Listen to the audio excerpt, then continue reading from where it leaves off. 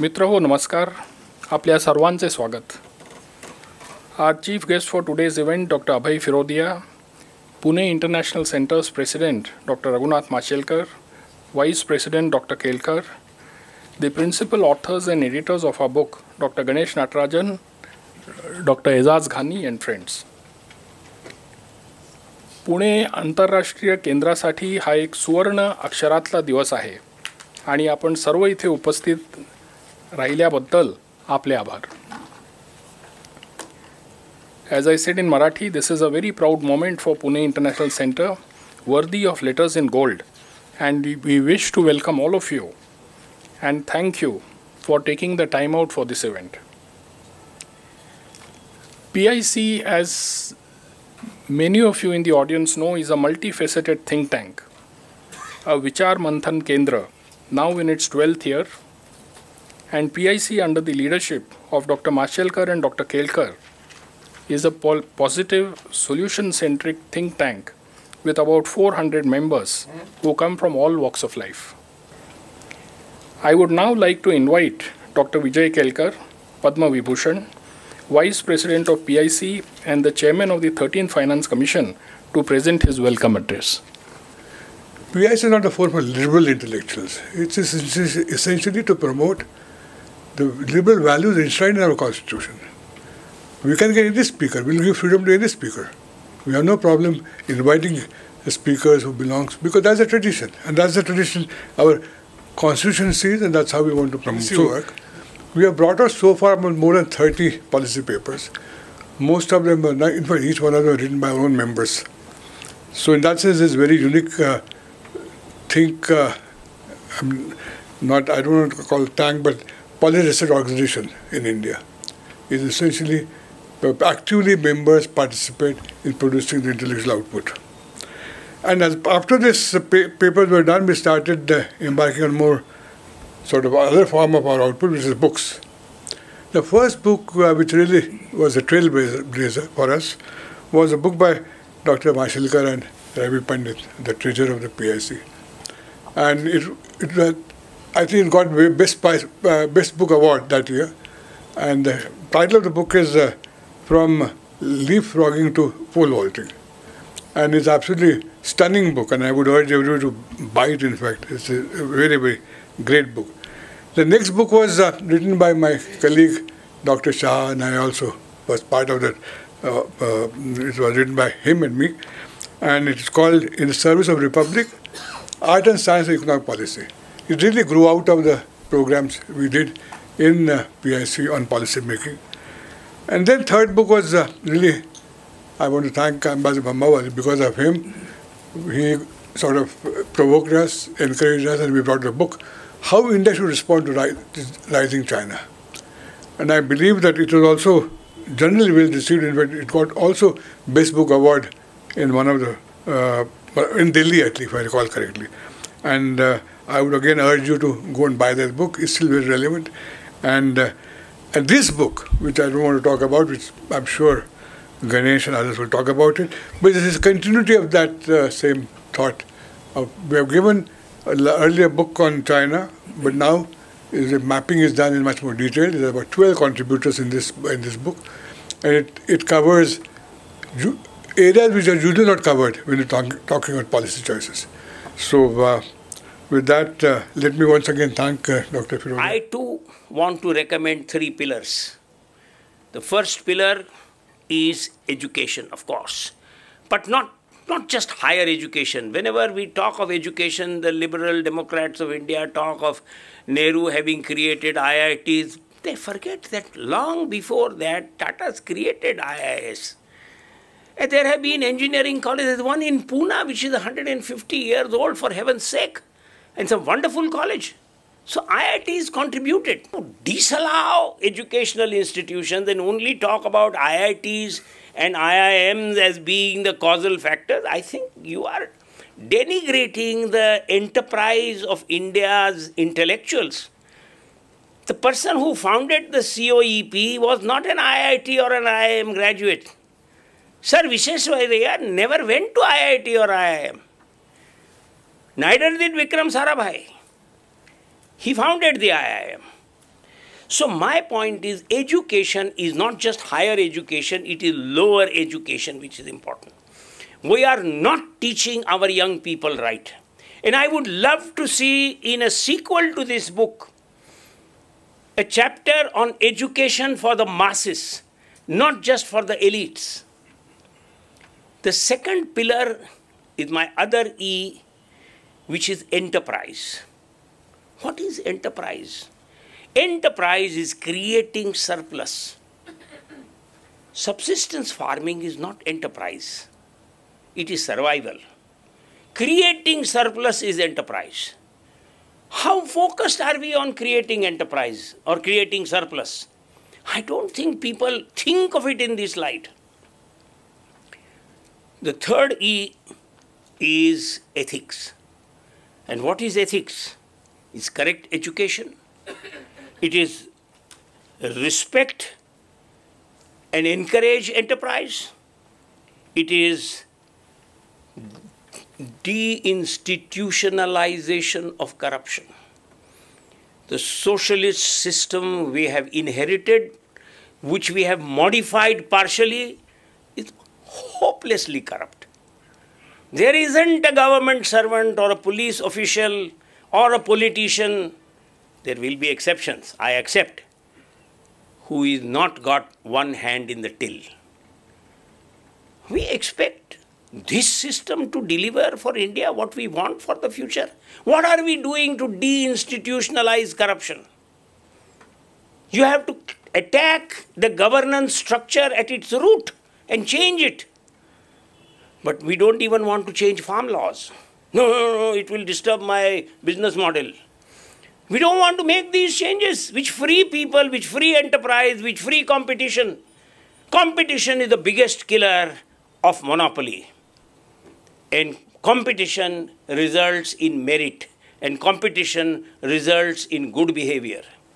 So these three E's to my mind are important. They are not reflected in this book. And I have to very humbly submit, I am not here to criticize, sir. I am here because you have called me. I suppose you called me not just to say, well done, wonderful, you could have done that with somebody else also. But I thought you wanted to hear my honest view, and I sincerely feel that we should look at the foundation on which these three pillars stand. We did a study along with McKinsey and NASSCOM 4 years back when we talked about the fact that while India will become a $5 trillion economy, I mean, potentially it was 2024, but now we should do it by 2026, 2027. If we do that, quietly, without even your knowing it, we will be a $1 trillion digital economy, 20% of that. And why that will happen is what, in fact, my friend Manoj and I wrote about in the Digital India chapter. It's not the IT services industry. I mean, I'm very proud to be part of an industry which made a 220 billion industry happen out of literally nothing. And that's where people like Mr. Murthy and so many others have made such a big impact. But the fact of the matter is that much of it, the 800 or the 700 billion that will happen, is going to happen because of use of technology. The India stack multiplied many, many times is what will make it happen. Not e-commerce, not the froth, but actual serious commerce happening through technology. And I think we are now seriously looking at every one of our 650,000 villages getting optical fiber and so on and so forth, but we won't get into that. I'm saying that is the opportunity to take the India stack and make it happen. And today, I mean, JP Shroff and I play golf occasionally, and today you can't go to the golf, to the chai shop at the end of the fifth hole and expect to pay by credit card. You have to, I mean, you have to actually do it by Google Pay. And that is the strength of this economy, which is really learning to really up the ante as far as they are concerned. Uncertainty, I think we all know this and nothing to re-emphasize. There is the threat of recession, which is of course receding a little bit if you believe all the noises coming out of the World Economic Forum. At the same time, there is inflation. Okay, India is fortunate that I think we can confidently say that nominal GDP growth will be 10.5 to 11%, and that's something that Finance Minister said yesterday. So we are in a fairly sweet spot, but if you let our guard down, I think we can have problems.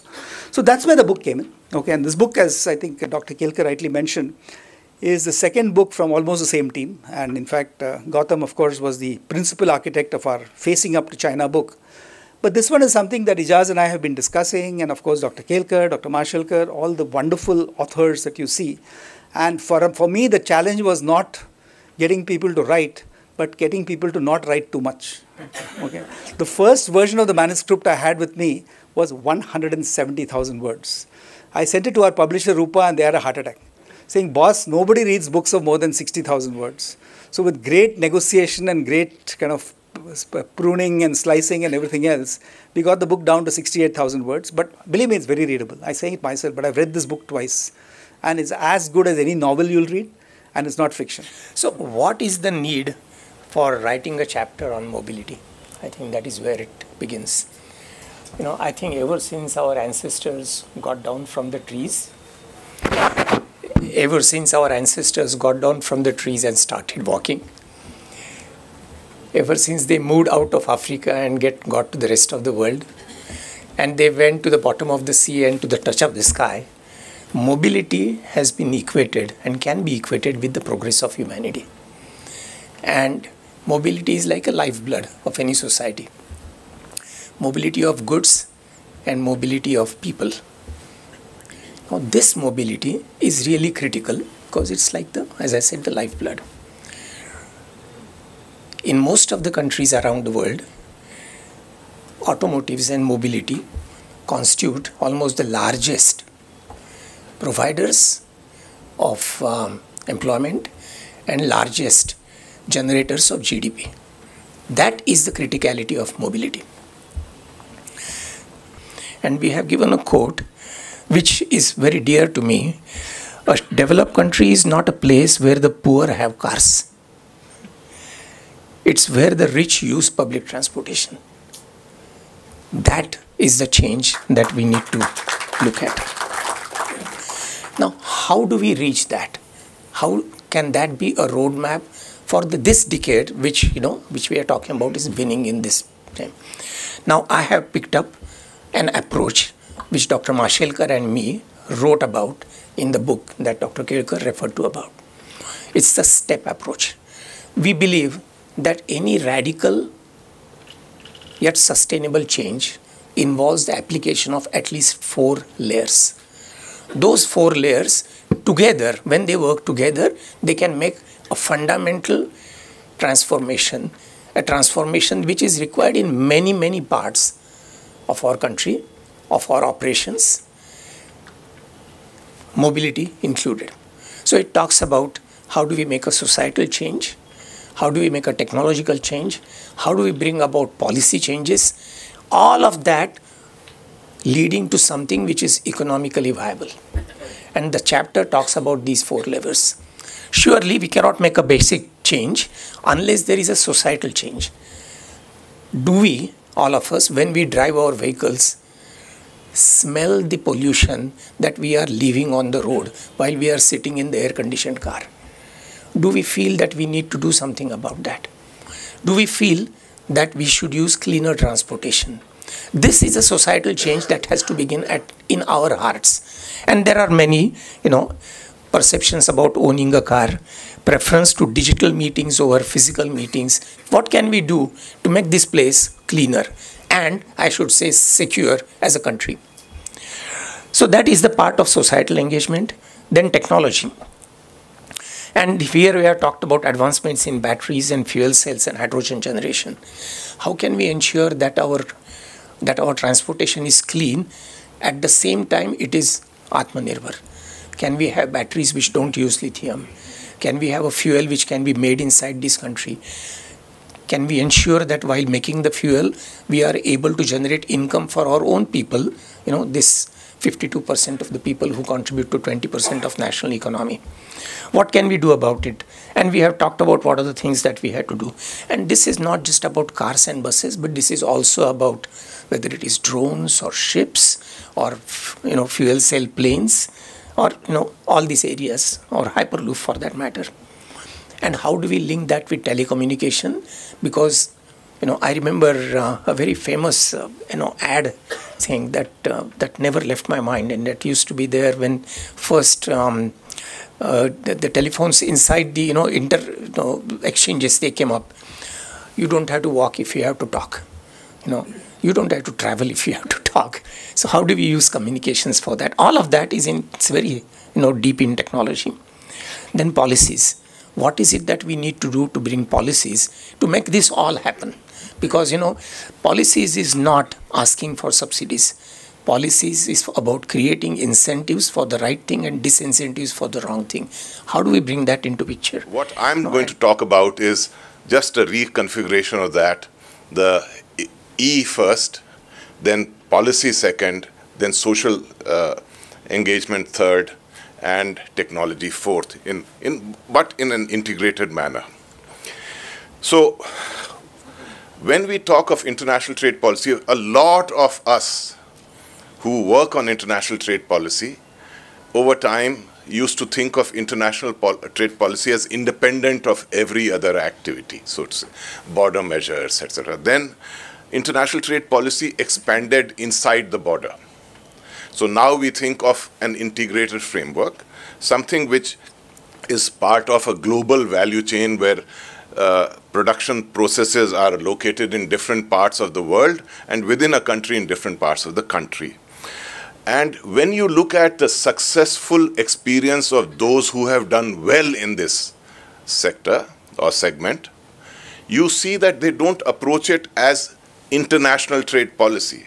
They approach it as a strategic policy for the growth and development of the nation in which international trade policy plays a part.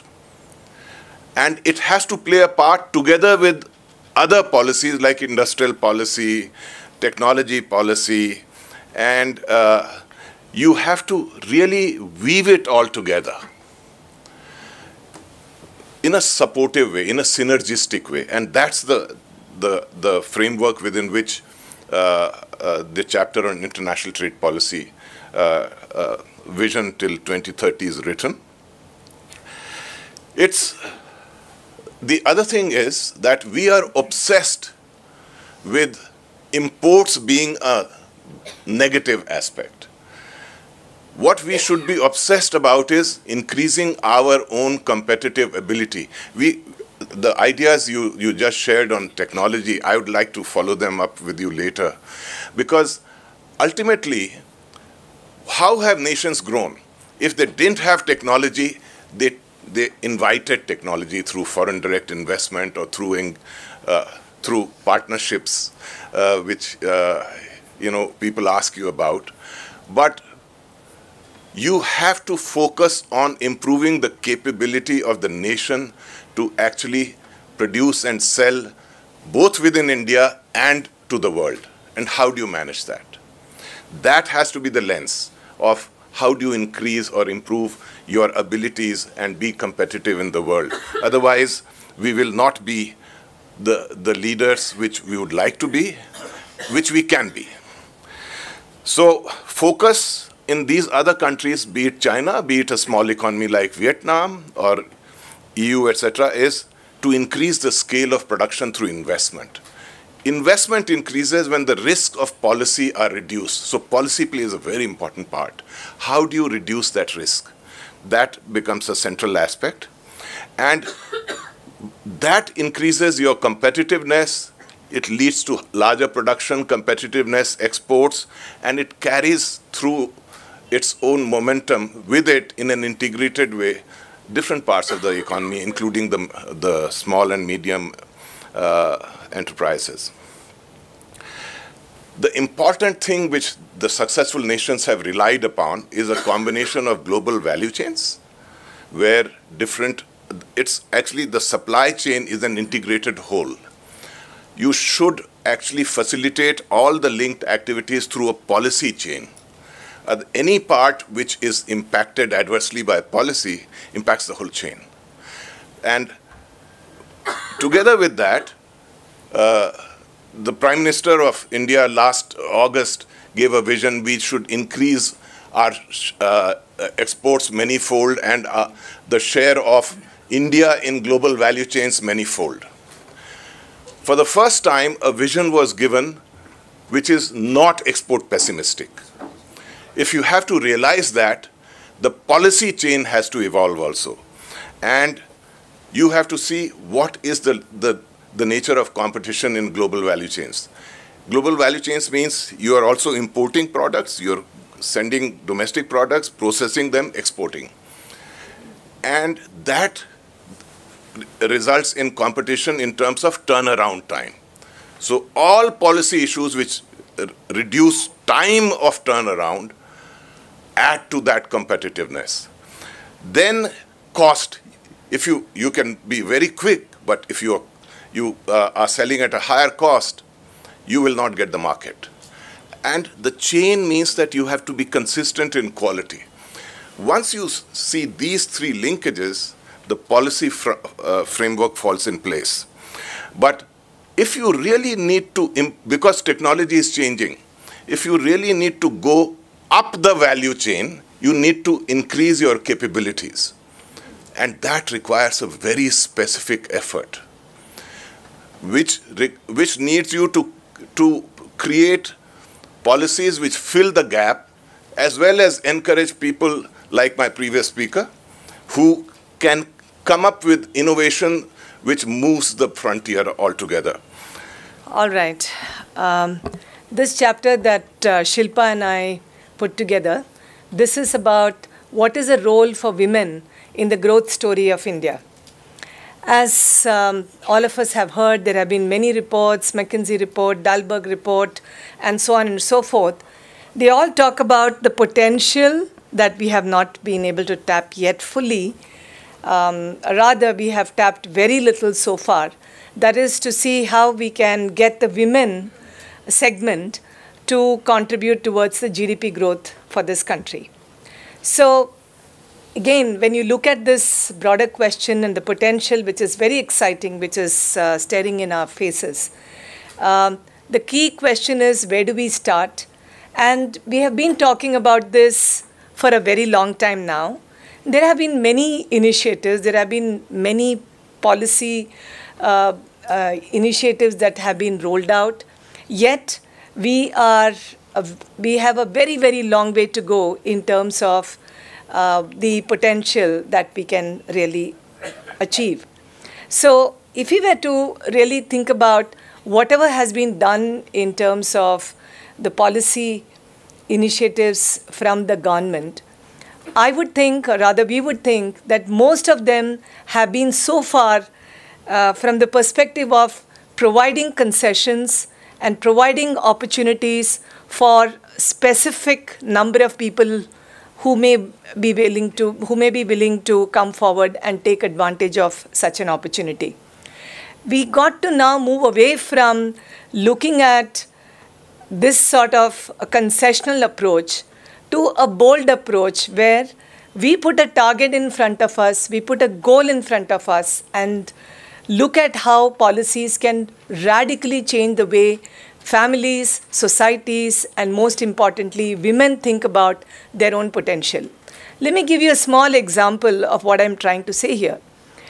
We were visiting Vietnam couple of 2-3 years ago. And this was a bus journey we were undertaking. And the bus stopped somewhere halfway between point A and point B. And the only way to, you get off from the bus and then you need to get back into the bus, you literally had to walk through a very large space. And that meant walking almost 20 minutes to get to the other side. That is the exit of that building.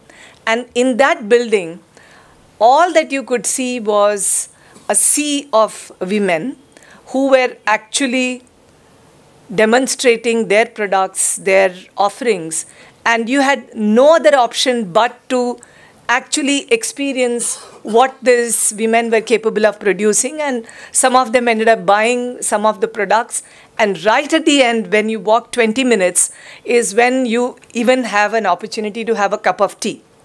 So this was a very clear indication of how a country like Vietnam is trying to create an opportunity for women in a manner that it is not a concession, but it is something that they boldly want to present to the people at large, that here is something that you should consider.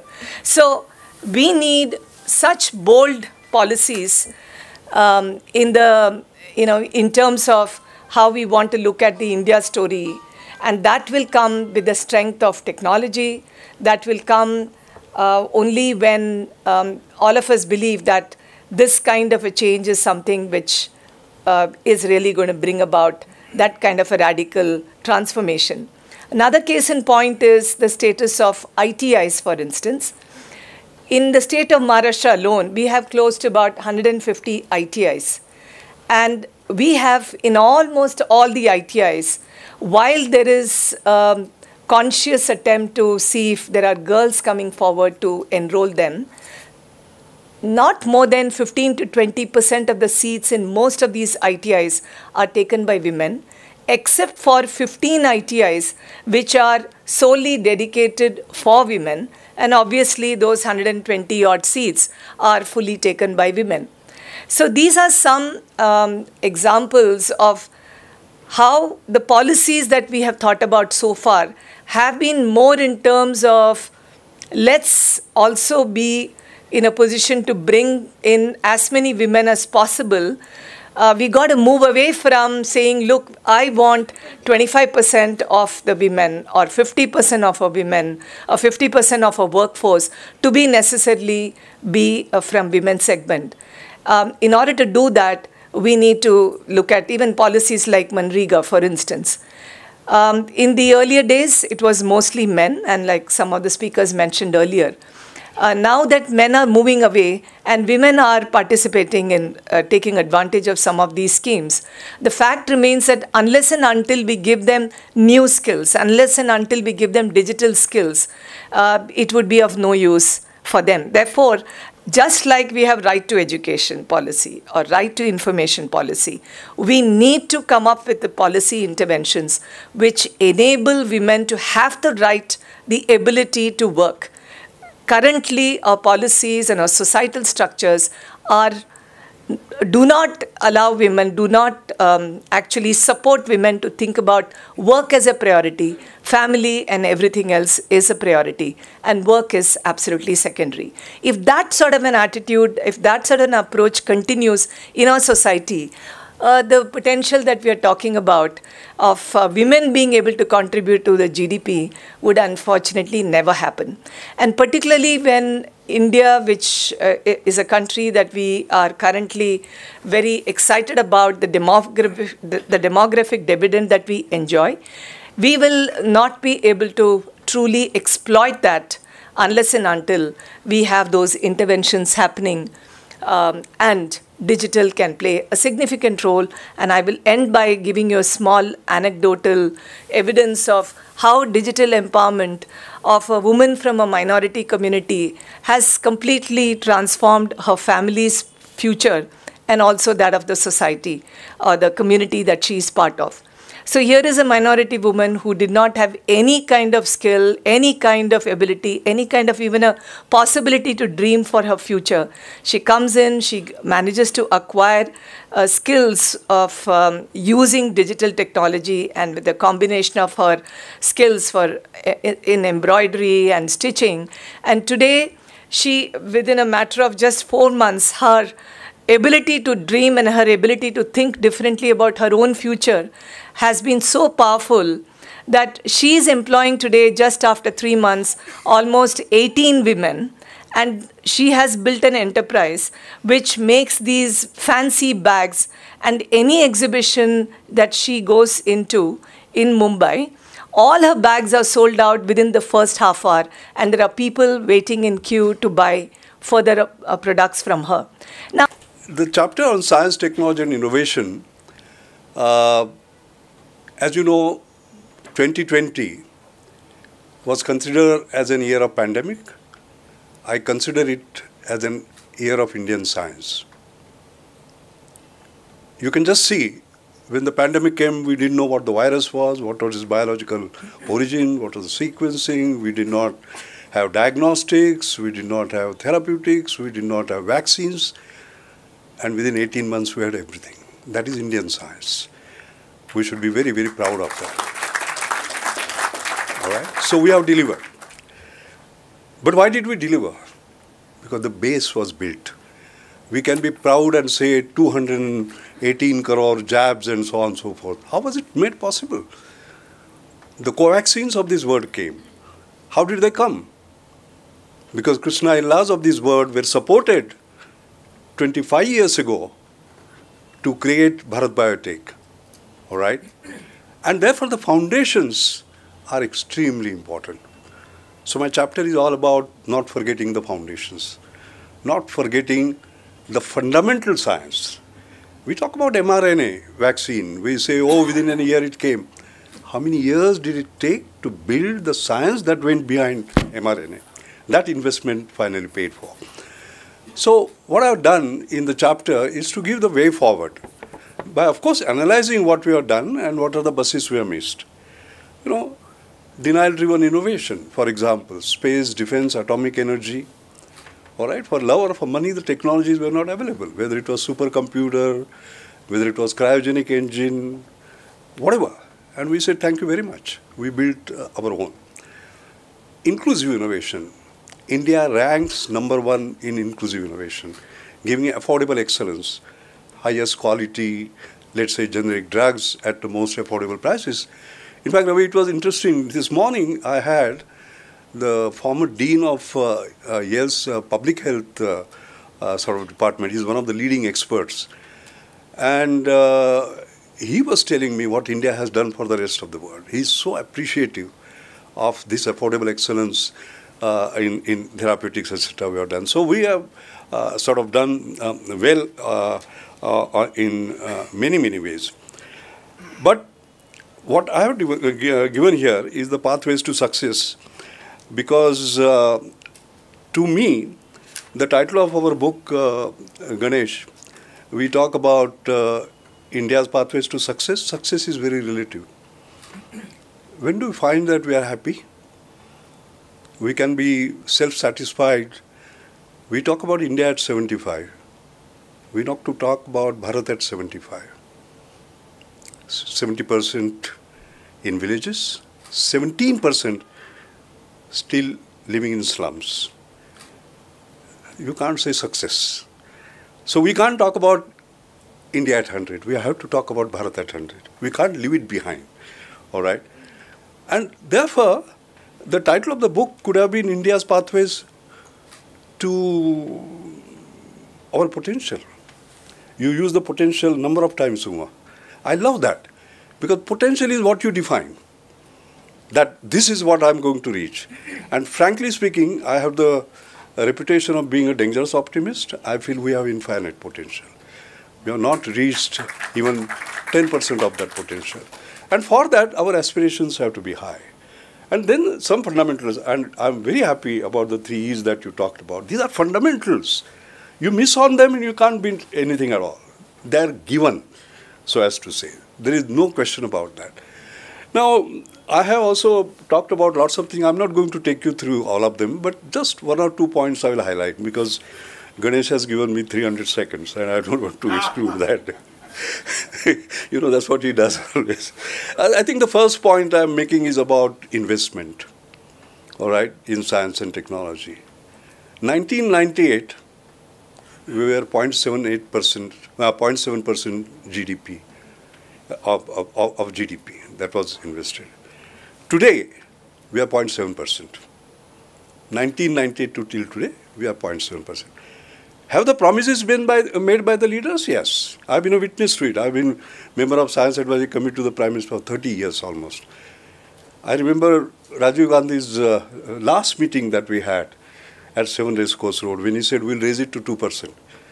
You know, and I remember somebody said, no, we don't have money. He said, no, I will set aside 2% and the rest of the country can have. Year 2000, I remember President Indian Science Congress, and you will remember Atal Bihari Vajpayee saying 2%. 2011, Dr. Manmohan Singh said 2%. The current Prime Minister said 2% in 2015, and yet it has not happened. And we require those investments. That's extremely important. You know, Ravi, it's interesting, synchrotron is a machine. The Monash University, where I'm Sir Louis Matheson Distinguished Professor, it has synchrotron. Entire India doesn't have one synchrotron. Our samples are sent abroad. I think we have to realize that. Because we are frugal, we somehow or the other manage. But how do you talk about global competition without that? So that is one of the points. Debureaucratization. It has not reduced, it has increased over a period of time. You can't be innovative because innovative is all about doing things differently. You can't if bureaucracy comes in, science, technology, and innovation. I think that is very important. And the last point I will quickly make, out of these 10, I'm just covering 3 or so, talent, technology, and trust. Trust is extremely critical. We are extraordinarily rich in talent. There is no question about that. And now in technology, but we have to have trust. And therefore, for example, a program like New Millennium Indian Technology Leadership Initiative that we created in year 2000, I remember. What did Indian industry do? Had done? You know, if you look at market risks and technology risks, there's a quadrant where there is zero technology risk, zero market risk. Why? Because the products are already in the market. So you can sell technologies, you copy. That was the envelope in which we had worked. We changed the game. We said, technology not known, markets not known. Example, year 2002, fuel cell nobody talked about. Hydrogen nobody talked about. I'm talking about 21 years ago. We started the program. Ravi, you are a part of it. What is the impact today? Ravi has a world-class fuel cell running bus today. All right. Globally competitive. $400 per kilowatt against $1,000 to $1,200 kilowatt, and 95% of the components are indigenous. Atmanirbhar Bharat with Atmavishwas. How was that possible? Because we took risks and went into areas where people were not even talking about it. I think India basically needs that. These are 3 or 4 points I want to make. There are interesting things like balancing judiciously the multiple technology options. If you had given me 5 more minutes, I would have explained. But I'm not asking for that. They are very interesting options, by the way. When you have dollars, you can buy, or you can make, like we made pins to missiles. But there are other options, like buying to make better, making to buy better, and making it together. And there is a judicious mix of all these that we have to have. So there is a lot of strategic thinking in this chapter. That's all that I will say. When it was proposed that I should focus on the future of India, it became a challenging question for me. So I want to thank my colleagues Tanya and Ashwarya, who were very smart enough to solve the problem by saying, let's draw upon the chapters. What we did was pull out the unique trend of India that stands out, that can capture Mashelkar's emphasis on potential and Dr. Firodia's emphasis on the foundation. So I think these unique trends will probably influence the future. And what we have done is, everything that stands on the right-hand side in the red is capturing one unique trend, but it's linked to the chapters. So let's pick up each one of them. The first one we pick up is India is the first developing country that has become the global center for modern services outsourcing. It stands out. No other country has achieved this service revolution that India has done.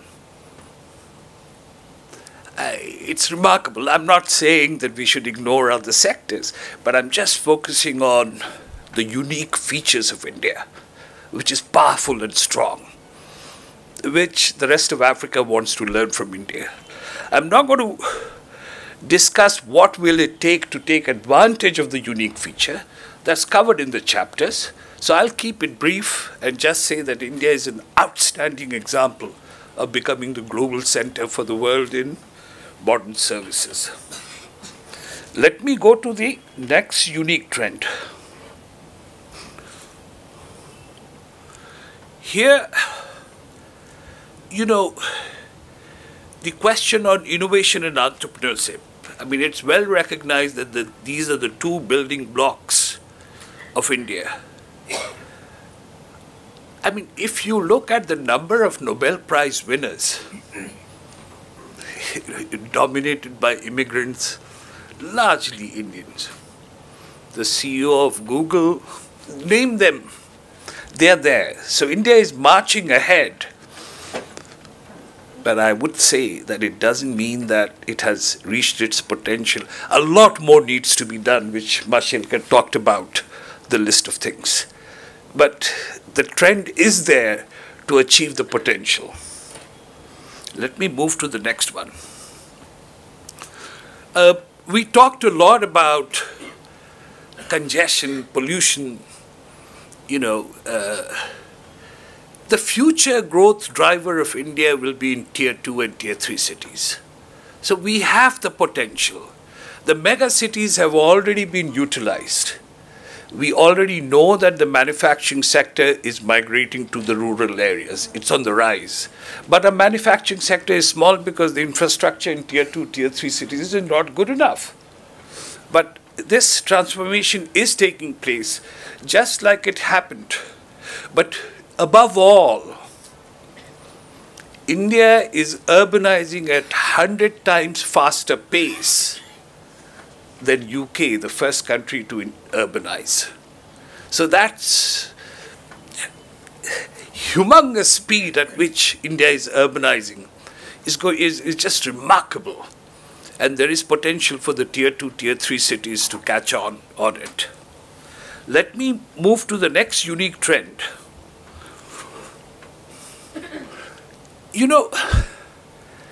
I had a column on what can India teach on gender equality. India carried out an experiment.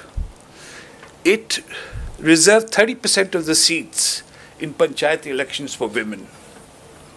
And when we examined this data, we found that those panchayat seats where it was reserved for women, the women's participation skyrocketed. I mean, I don't want to go into transport and what Atal Bihari Vajpayee did with Golden Quadrilateral Highway. That was also explosive. But this is, so India is marching ahead in gender equality, but a lot more needs to be done. Because female labor force participation, promoting women entrepreneurship, I'm not going to get into the details of what needs to be done. That has already been discussed. But we have very strong, successful examples where gender equality agenda has worked. And we can expand on this. Let me try and look for the next unique trend of India. India will soon have a middle class that will exceed the size of the middle class in USA. The pace at which the middle class is growing is humongous.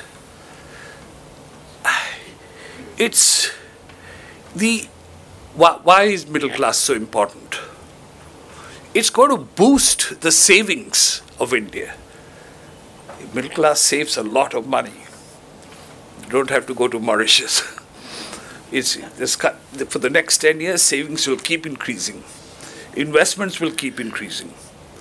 But the middle class will also demand better services in water, sanitation, education. So it's going to happen because of the humongous size of the middle class that India will have, that all the services will increase, budget deficit management will be in the right place because of increased savings. So I'll stop here.